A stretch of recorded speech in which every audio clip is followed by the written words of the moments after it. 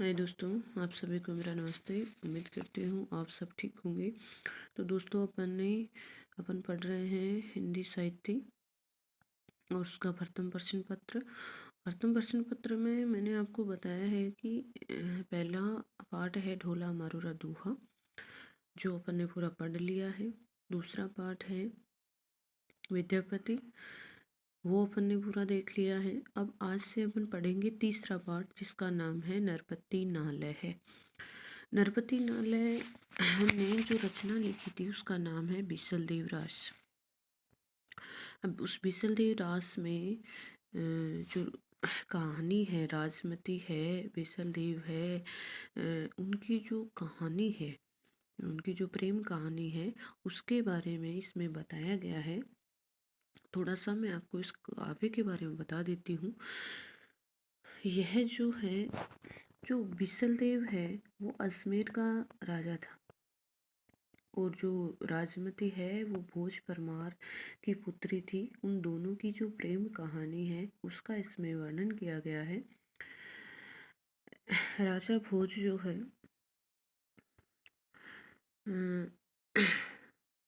मतलब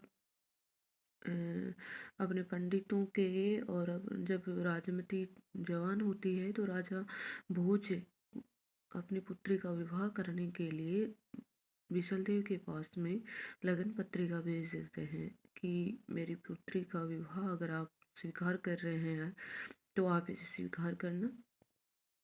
राजा है उधर बीसल देव राजमती की जो सुंदरता थी उसको उनसे भली भांति से परिचित थे। वो उस प्रस्ताव को, विवाह प्रस्ताव को मान लेते हैं। अब देखो, दोनों की शादी हो जाती है।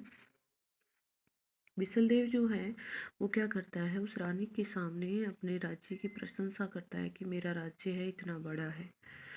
अब क्या होता है, राजमती कहती है कि हे राजन, अपने राजा की, अपने जो राज्य है उसकी इतनी प्रशंसा करना ठीक नहीं है। क्यों?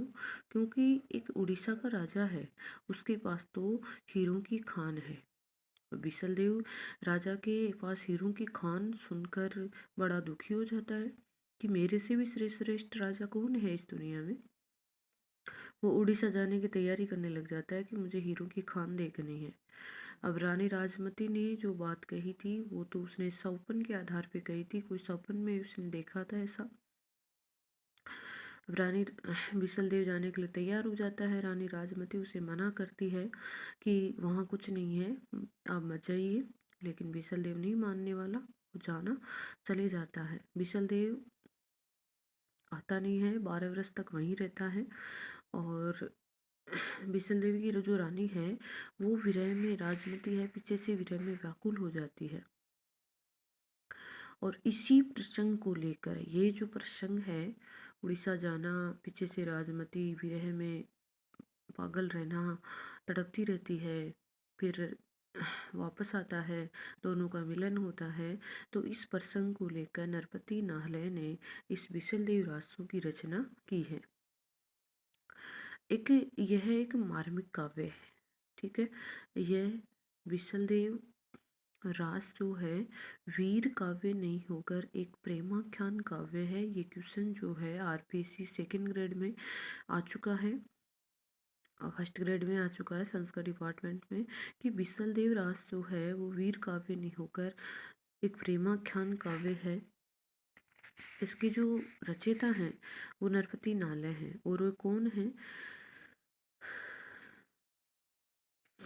दो थे ये नरपति नालय जो है, कि हेमराल के पुत्र थे नालय, और एक का नाम नरदेव था। नरदेव का दूसरा नाम नरपति भी था। इन दोनों का नाम एक करके नरपति नालय हो गया। अब कालांतर में एक ही नाम से जाना जाता है। अब यह एक प्रेम कथा है, और ये जो लिखी गई है ये कथा वो गेय छंद में लिखी गई है। मतलब इनको गा सकते हैं इन छंदों को अपन। और इसकी जो भाषा है ना वो डिंगल है। आदिकालीन काव्य की जो भाषा डिंगल और पिंगल शैली थी, तो इसकी जो भाषा है वो डिंगल है। ये ध्यान देना। क्या है ये एक प्रेमाख्यान काव्य है, मार्मिक काव्य है। नरपति नाल है, इसके रचनाकार हैं बिसल राज हैं। और इसमें राजा भोज परमार की पुत्री राजमती और अजमेर के शासक बिसल देव की प्रेम कथा का वर्णन किया गया है। और जो प्रेम कथा है वो 4 भागों में विभाजित की गई है। पहले भाग में उनका विवाह होता है और दूसरे में राजा रूठ कर उड़ीसा चले जाते हैं। तीसरे में रानी उनके विरह में तड़पती रहती है। चतुर्थ प्रसंग में फिर वो वापस आते हैं, उनका मिलन होता है और ऐसे इस कहानी का अंत होता है। इसकी जो भाषा की बात करें तो भाषा इसमें है डिंगल शैली।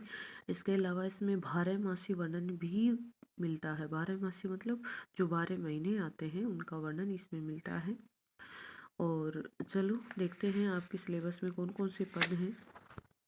तो दोस्तों, जैसा कि मैं आपको बता दूं कि आपका सिलेबस चेंज हुआ है, तो मात्र पद चेंज हुए हैं, कवि वही हैं, रचनाएं वही हैं, बस जो पद हैं वो चेंज हुए हैं। तो देखिए पढ़ते हैं, पहला पद कौन सा है।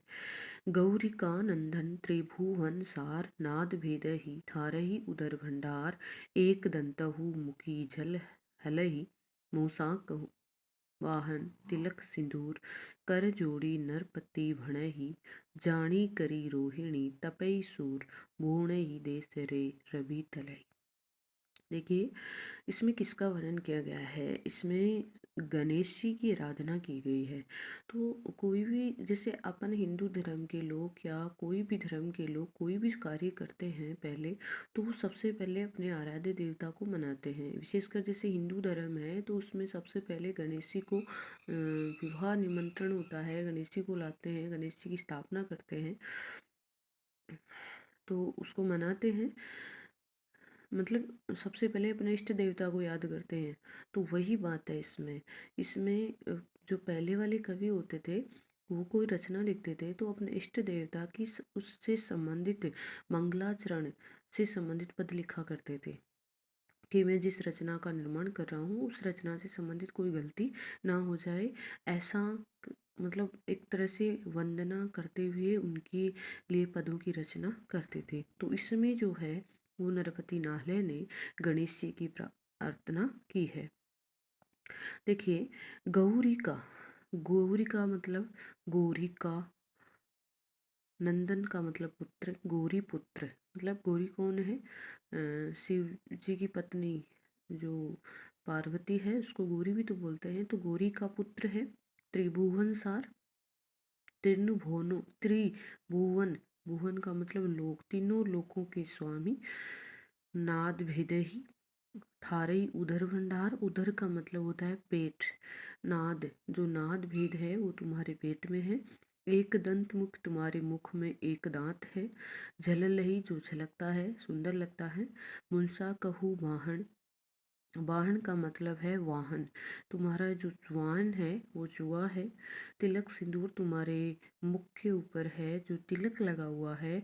कर जोड़ी नरपति भणई, जो कर का मतलब है हाथ, जोड़ी नरपति भणई, हाथ जोड़कर नरपति नाम का जो राजा है। बनई का मतलब है कहना।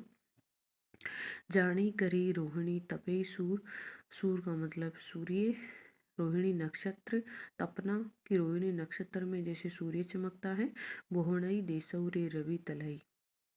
देखिए क्या है इसमें कि हे गौरी पुत्र, गौरी का नंदन त्रिभुवन सार, हे गौरी पुत्र, तीनों लोगों के स्वामी गणेश जी, मैं तुम्हारी आराधना कर रहा हूँ। नाद भेदे थारे उदर भंडार, तुम्हारे उदर में नाद भेद विद्यमान है। एक मुख दंतई, तुम्हारे मुख में एक दांत है जो झलकता है, जो अत्यधिक सुंदर लगता है। हे गणेश जी, तुम्हारा वाहन चूहा है जो आगे रहता है। तुम्हारे मुख के ऊपर तिलक अत्यधिक सुंदर लग रहा है। हे गणेश जी, नरपति नालय हाथ जोड़कर कह रहा है, जानी कणी रूही, तब से क्यों कह रहा है कि वो तुम्हारे मुख के ऊपर जो तिलक है वो ऐसे लग रहा है जैसे मानो रोहिणी नक्षत्र में सूर्य चमक रहा हो। भूणई देसौरी रवि तलई, और इस देश में चारों तरफ जैसे सूर्य चमकता है, वैसे ही तीनों लोकों में तुम्हारी महिमा अपरंपार है। तो देखिए इसका भावार्थ क्या है वो बताती हूँ मैं आपको। प्रश्न करना है तो कैसे करना है कि प्रस्तुत अवतरण या पद्यांश बिसल राजकृति द्वारा अवतरित है, जिसके लेखक नरपति नालय हैं, या फिर प्रस्तुत अवतरण नरपति नालय द्वारा रचित बिसल राज से अवतरित है। इसमें इस छंद में गणेश जी की वंदना की गई है और उनसे ये प्रार्थना की गई है कि वे कृपा करें और इस रासों की निर्विघ्न समाप्ति के लिए मुझे आशीर्वाद प्रदान करें। ये है इनका प्रसंग, ध्यान से सुनना। आगे है, क्या करना है आपको कि कवि नरपति नालय कह रहे हैं कि हे गौरी नंदन गणेश जी, आप तीनों लोकों के सार्वभौम हैं, अर्थात आपकी जो व्याप्ति है, आपकी प्रसिद्धि सभी लोकों में विद्यमान है। नाद भेद ही थारे उदर भंडार, आप नाद और भेद को अपने उदर में स्थित किए हुए हैं। मतलब कहने का तात्पर्य ये है कि संपूर्ण सृष्टि के तत्व गणेश जी के उदर में स्थित है, अथवा ये भी कहा जा सकता है कि गणेश जी सृष्टि के सभी तत्वों को भली प्रकार से जानते हैं। मतलब इस सृष्टि में जो भी तत्व हैं उनको गणेश जी बहुत अच्छी प्रकार से जानते हैं, उनके मर्म को जानते हैं, उनके रहस्य को जानते हैं। इसी भाव से प्रेरित होकर इस सृष्टि में जो भी तत्व हैं वो गणेश जी अच्छी तरह से जानते हैं, और इसी भाव से प्रेरित होकर गणेश जी से प्रार्थना कर रहा है कवि, कह रहा है कि मैं इस ग्रंथ की निर्विघ्न समाप्ति के लिए पार्वती नंदन की स्तुति भी कर रहा हूँ। आगे कह रहे हैं कवि, कवि कह रहा है कि गणेश जी के मुख में एक दांत है, एक दंतई मुख झललई, झललई का मतलब झिलमिला रहा है कि गणेश जी के मुख में एक दांत झिलमिलाता रहता है, अर्थात वे एक दंतधारी हैं। एक दंतधारी विघ्न विनाश गणेश जी जो हैं, मूसा कहूँ बाणों तिलक सिंदूर, वो मूसक पर सवारी करते हैं, अर्थात उनका जो वाहन है वो चूहा है और वे चूहे पे सवारी करते हैं। उनके मस्तक पर तिलक सिंदूर, मतलब उनके मस्तक के ऊपर तिलक का, सिंदूर का तिलक लगा हुआ है, जो अत्यंत ही सुंदर लग रहा है। कवि कहना ये चाह रहा है कि हे पार्वती नंदन गणेश जी, मैं नरपति नालय कर जोड़ी नरपति की, मैं नरपति नालय अपने दोनों हाथ जोड़कर आपसे प्रार्थना करता हूँ और ये याचना कर रहा हूँ कि मैं जिस ग्रंथ की रचना कर रहा हूँ, जिस ग्रंथ की मैं रचना करना चाहता हूँ, उस ग्रंथ को लिखने में मुझे किसी प्रकार का कोई कष्ट या कोई बाधा ना आए, ऐसा आशीर्वाद आप मुझे प्रदान करें। आगे क्या कह रहे हैं, जाने कणे रोहिणी तपे सूर बहुणई देसौरी रवि तले। देखिए नरपति नालय कह रहे हैं कि हे गणेश जी, आपके ललाट पर शोभित सिंदूर का जो तिलक है, आपके ललाट के ऊपर जो तिलक लगा हुआ है, उसकी शोभा ऐसे दीप्त हो रही है या ऐसी सुंदर लग रही है मानो रोहिणी नक्षत्र में सूर्य तप रहा हो।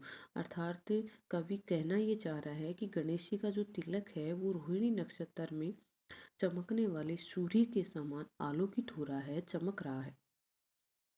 कवि कह रहा है कि गणेश जी से ऊपर दया करने के लिए प्रार्थना कर रहा हूँ, कामना कर रहा हूँ कि मैं मामूली रचनाकार हूँ, और मैं और जो गणेश जी हैं वो नहीं देसरे रवि तलाए, मतलब गणेश जी जो हैं, जिस व्यक्ति को कुछ नहीं आता है उसकी नैया पार लगा देते हैं। कवि कह रहा है कि हे गणेश जी, अपनी कांति से मेरे इस ग्रंथ को प्रकाशित करना, और तीनों लोकों में जिस प्रकार आपकी प्रसिद्धि फैली हुई रहती है, आपकी चमक रहती है, वैसे ही इस संसार में वैसे ही इस संसार में आप मेरी जो दीप्ति है, मेरी जो चमक है, मेरे इस ग्रंथ को चमकाते रहना, अर्थात मेरी इस ग्रंथ की प्रसिद्धि तीनों लोकों में प्रसिद्ध हो जाए। इस संपूर्ण छंद में नरपति नालय ने गणेश जी का जो महत्व है, गणेश जी का जो ज्ञान है, उनकी जो तेजस्विता है आदि की ओर संकेत किया है, और उन्होंने ये बताया है कि हे गणेश जी, आप सर्वश्रेष्ठ हैं। जिन व्यक्तियों को कुछ नहीं आता है, जिनका ज्ञान अधूरा है, आप उनके ऊपर कृपा करते हैं। तो हे गणेश जी, आप मेरे ऊपर भी कृपा करना। देखिए, इसकी जो भाषा है विशेष में आप लिखते हो तो इसमें क्या लिखना है कि इसमें मंगलाचरण किया गया है और मंगलाचरण में गणेश जी की आराधना की गई है। इसमें गणेश जी को विद्या प्रदान करने वाला, बुद्धि देने वाला, ज्ञान का भंडार, बाधाओं को हरने वाला आदि बताया है। इसके अलावा इसकी जो छंद की जो रचना है, जैसे कि राग होती है ना, अलग अलग प्रकार की राग होती है, तो इसमें केदारा छंद जो है, केदारा राग में ये छंद लिखा हुआ है। और इसमें अलंकार है उत्प्रेक्षा अलंकार, तिलक सिंदूर जानी कणी रोहिणी तपेसूर। मतलब संभावना प्रकट की जा रही है कि गणेश जी के मुख के ऊपर जो तिलक लगा हुआ है वो ऐसे लग रहा है मानो, मानो शब्द आ गया कि मानो रोहिणी नक्षत्र में सूर्य चमक रहा है। तो इसमें क्या है, उत्प्रेक्षा अलंकार है।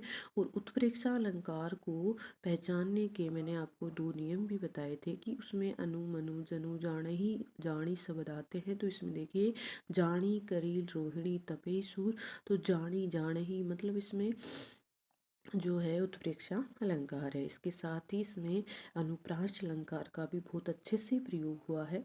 और भाषा इसकी जो है वो डिंगल है, मैंने बता दिया है। इसकी जो राग है मैंने आपको बताया कि ये गेय छंद में लिखा हुआ है। इन छंदों को गा सकते हैं, गेय का मतलब गा सकते हैं, तो गाना मतलब राग के अनुसार गाया जाता है। तो इसकी जो राग है वो केदारा राग है, उस केदारा राग में इसमें इसको गाया गया है। और इसमें जो कवि है उसने गणेश जी के प्रति अपनी श्रद्धा व्यक्त की है। तो दोस्तों, आज के लिए एक ही पद पढ़ेंगे अपन, और बाकी इसमें आज मैंने थोड़ा सा विशल देवरास के बारे में बताया है और थोड़ा विशेष रूप से इसमें बताना था, इसलिए ये पद लंबा हो गया है। तो दोस्तों, मैं उम्मीद करती हूँ आपको ये बहुत अच्छे से समझ में आया होगा। आपको कोई भी दिक्कत हो आवाज़ की या फिर नहीं समझ में आ रहा है तो प्लीज़ मुझे कमेंट करके ज़रूर बताइएगा कि आपको ये समझ में आ रहा है या नहीं आ रहा है। और लाइक कीजिए, शेयर कीजिए, सब्सक्राइब कीजिए। आपका अपना चैनल है और आपके ऊपर ही निर्भर है। तो दोस्तों, धन्यवाद। आज के लिए इतना ही।